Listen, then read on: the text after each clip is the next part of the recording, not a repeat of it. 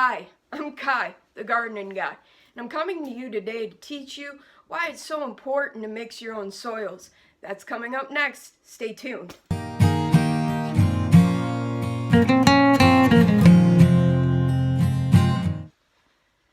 Alright, so we're starting our soil mix today. As you can see, I've got Miracle Grow potting mix, not a sponsor. Honestly, you can use any potting mix. You just need to make sure about your nitrogen levels, your phosphate levels, and your potash levels. And I'll get into the importance of that later on as this video continues. So for right now, what we're going to do is we're going to fill this container with our potting mix. It is a 15-inch planter, very deep. So now, as you can see, what I'm doing is any clumps I'm coming across. By the way, this is usually in there just to make smaller batches of soil. And I'm going to be making that up as well today, so you get to see basically all kinds of soil.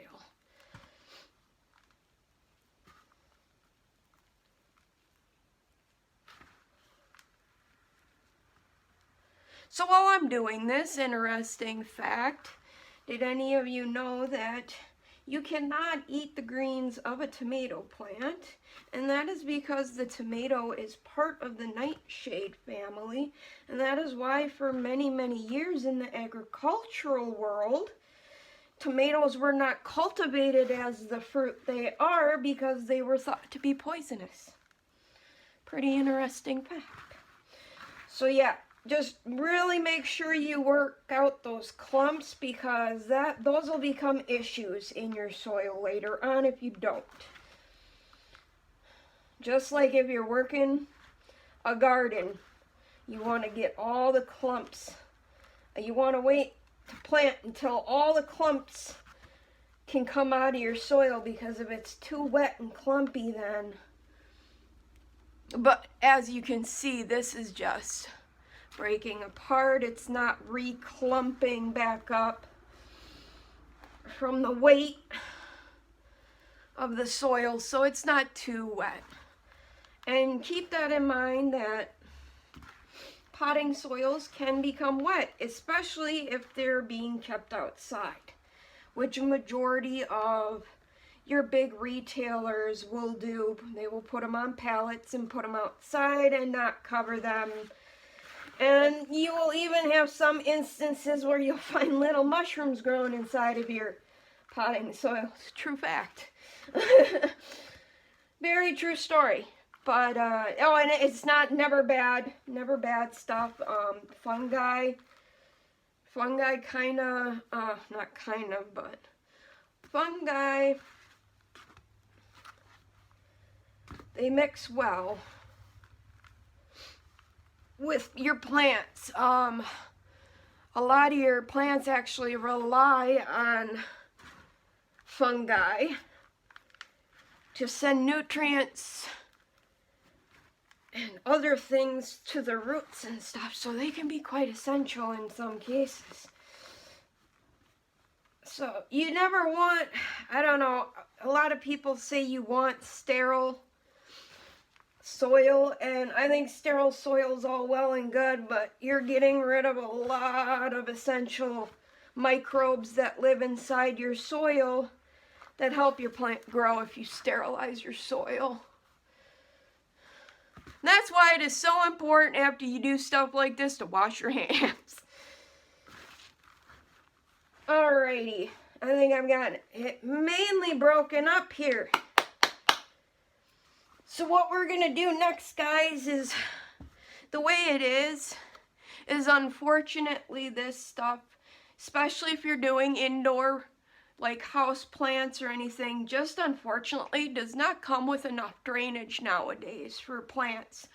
I ran into this problem myself where the water had a hard time coming off the soil, and basically because of that, you get root rot, you can get mold on the roots, like just a bunch of bad stuff's going to happen. Your plants aren't going to be happy. So what we do is If you guys can see those little white dots, that's perlite. Perlite actually can put some essential minerals and nutrients into your soil at the same time as provide drainage. All right, and we're back, guys. Sorry about that short break in our scheduled programming. But as you can see, there's a certain precaution you got to take when you're handling perlite that I forgot about. And because I started handling it, I started coughing real bad. Perlite can release an extremely fine dust. And if that gets in your lawns, yeah, it'll coat your lawns, yeah. And like I had earlier, you'll start coughing like crazy. So always, and this is really like all I need. I don't need anything like fancy, like a respirator or anything. So, all right.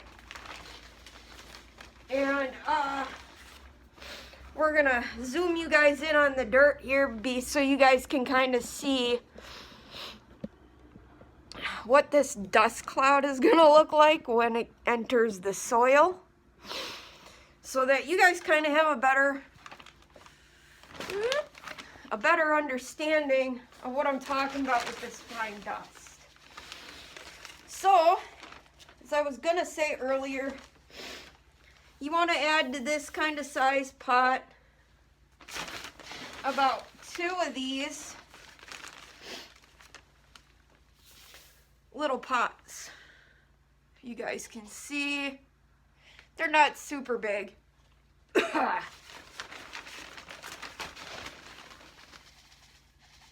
And I'm going to add just a little bit more. Always add just a touch more. All right, so then what we do for this, guys, is take a deep breath. No, I'm kidding.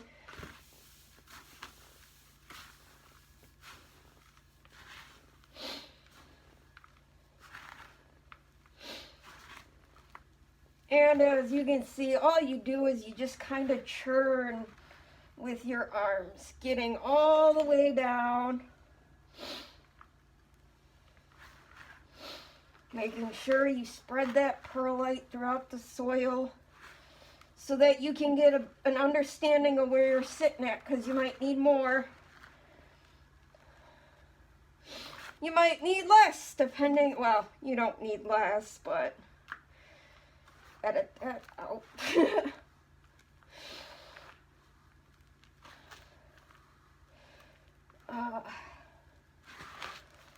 All right. So we're getting down to the very bottom, and slowly just pull up.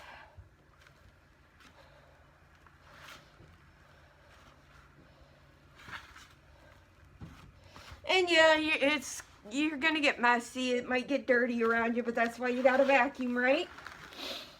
You can also put a tarp down. I've done that in the past as well, or put plastic down, and then it's a real easy cleanup. But I got a vacuum and I don't mind vacuuming.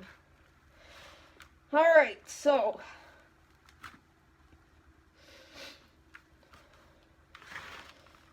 as you can see, you now can really see that perlite in that soil. And that's a good thing. Like I said, that provides you extra drainage. And it also, if my sources are correct,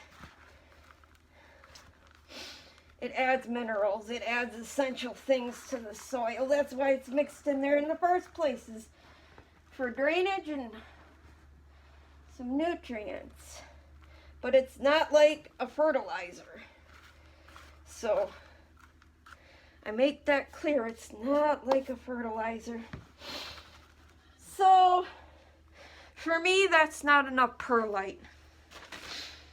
I'm gonna show you for reference. This is what I normally do, and that's not where this is at yet.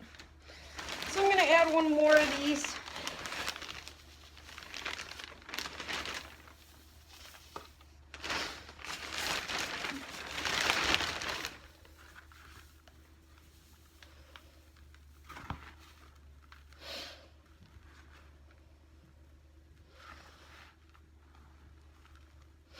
Now you might be asking yourself, well, Kai, what do I do if I add too much perlite? Well, if you got a cactus garden, you can use this, you can use it for a cactus garden.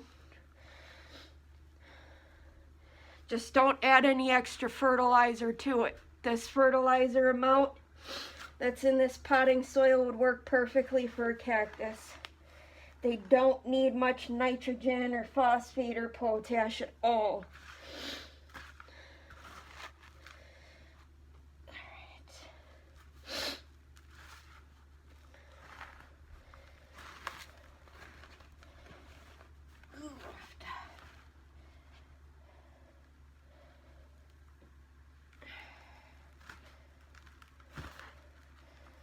Alright, that looks a lot better, guys. I'm happy with that.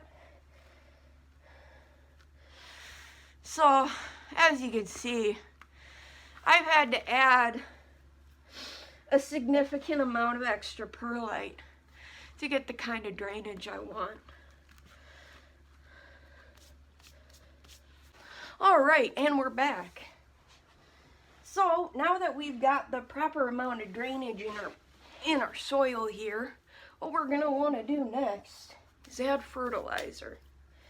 Now, I had an old fertilizer that I love to use.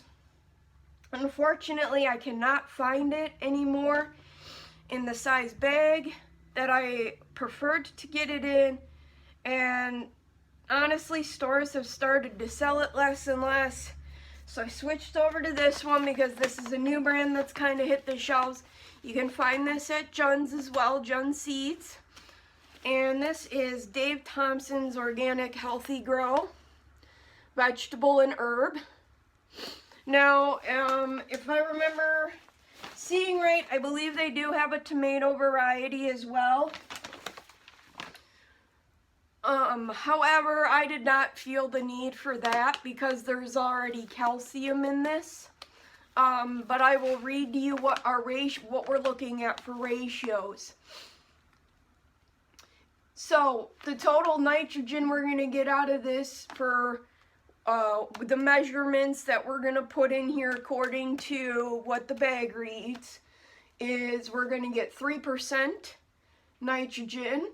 We're going to get 3% phosphate, 5% potash, and 9% calcium, which calcium is important when you're growing stuff like tomatoes and peppers to stop blossom end rot. So, this is what we got to add. So we got to get our measuring cup.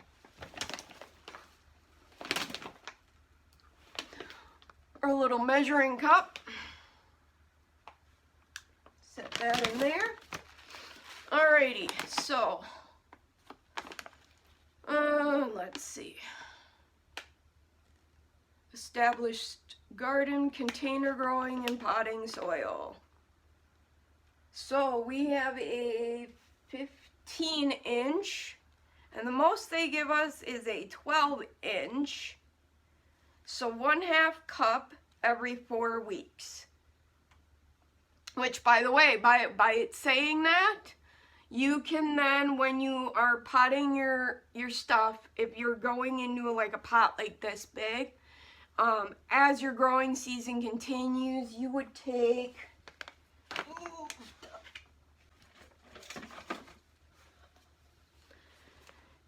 you would take something like this, gently rake the top part. Now, granted, I've never done this myself, but this is what you're supposed to do. I use a different fertilizer that is a whole different video we would get into. But this is something I can do if I ever feel the need or run out of my other fertilizer that I like using. I can do this. And in fact, I actually use like stuff that I have to insert in the soil on my roses. Which again is another episode entirely because I grow indoor roses, and that will be important for that soil mixture. You add a lot more perlite, let's put it that way. Alright. So, yeah, you would just lightly rake the surface up. You would sprinkle your granular and then you just water in real good. That's all you do. But this is basically for my soil mixing. So it says 1/2 cup for every 12 inches, and then it gives us, all right, so if that's the case, then I think what I'm gonna do is I'm gonna give it about 1/2, and then like where's my 1/2? It's hard to see. Yeah, I'd get like 1/2 cup, and then maybe add like another tablespoon for 15. It's honestly because of how, I should clarify this. The reason I'm okay with doing over the 1/2 cup by like, I could even, honestly, I would feel even comfortable adding an extra 1/2 cup. The reason for that is because this is such a low percentage fertilizer that you can do stuff like that. Now, I'm having trouble getting the cup in. Of course it wants to do it when I'm filming, you know? Alright, gardening ain't pretty. So,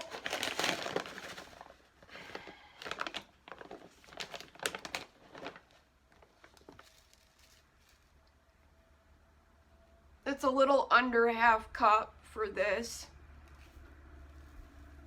So I will be adding basically 1/2 of one of this again.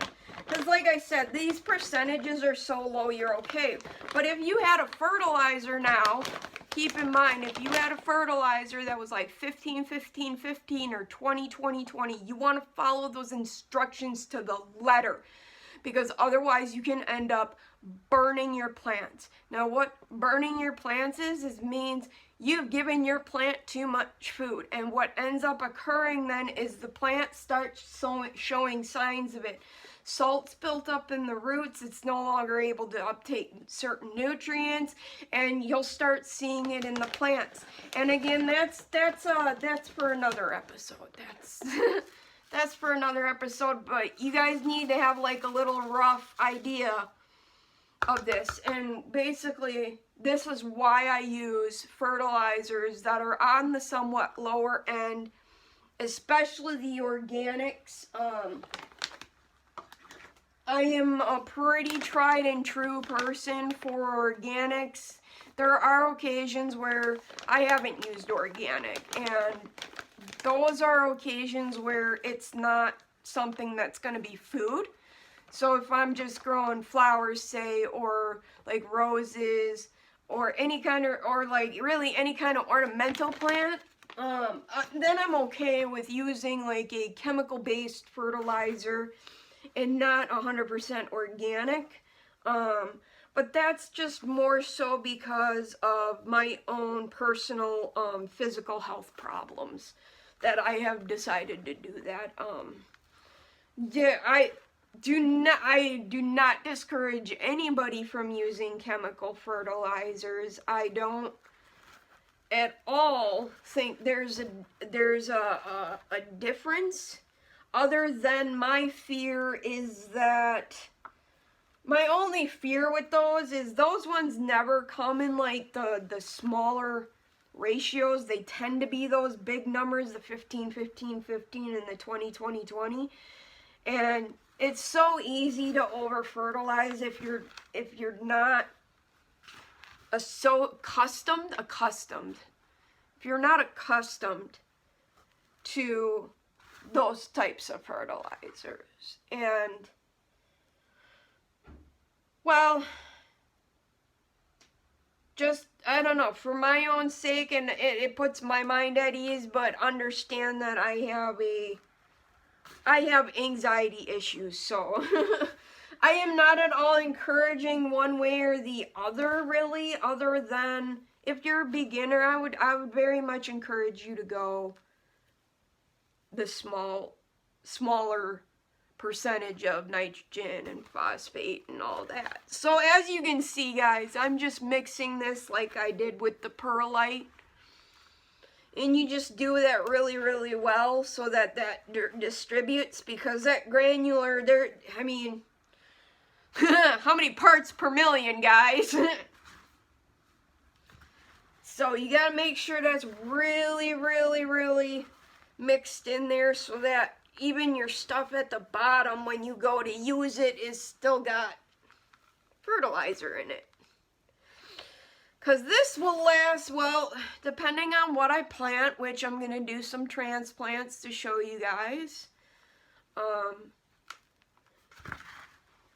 Because we're also going to make up a batch of some flower soil, because I do have some flowers that need to get transplanted as well. But, yeah, you just mix this up real good.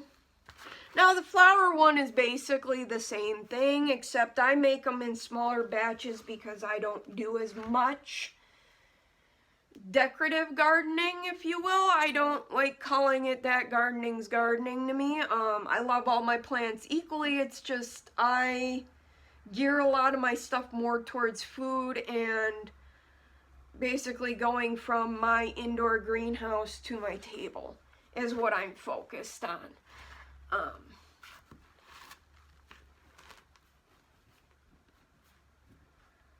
So we just, and now what's really, really, really important to, again, to stress is please, please, please wash your hands, scrub it really well under your fingernails, because if you use the organics like I do, you're dealing with chicken manure. You're dealing with manure.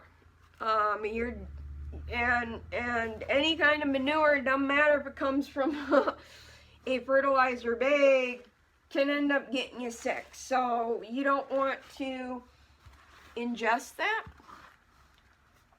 So make sure that you are very thorough when you end up washing your hands after doing something like this. But I hope you guys have gotten a basic understanding as to why this is important to do.